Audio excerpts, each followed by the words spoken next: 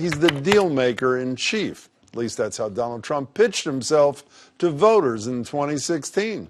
We will have so much winning if I get elected that you may get bored with winning. But at least one of his potential 2020 opponents would disagree. This is the worst president when it comes to negotiating, I think, that we've had in a very long time. And the record shows former HUD Secretary Julian Castro may be on to something.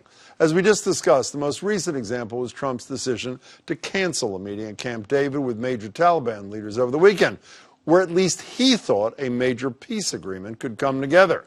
Trump said that he called things off because the Taliban admitted to killing a U.S. soldier in a car bombing last week, tweeting if they cannot agree to a ceasefire during these very important peace talks, then they probably don't have the power to negotiate a meaningful agreement anyway.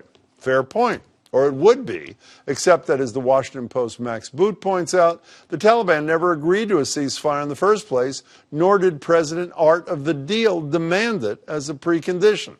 Then there were the many times Trump said he'd get Mexico to pay for his border wall. Who's going to pay for the wall? In the end, Mexico's going to pay for the wall. I'm just telling you.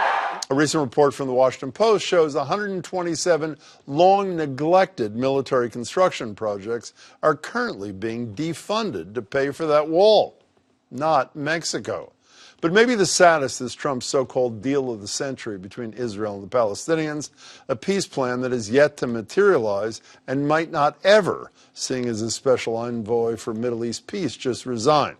But it's Trump's record of breaking deals, not making them, that speaks loudest, like when he pulled the U.S. out of the Iran nuclear deal last year. Frankly, that deal is an embarrassment to the United States. He also pulled the U.S. out of the Trans-Pacific Partnership, which would have pushed China to lower tariffs on many imports. Instead, the president opted for a trade war. It's more than enough to make a world leader think twice before striking a deal with the U.S. again. And can you blame him?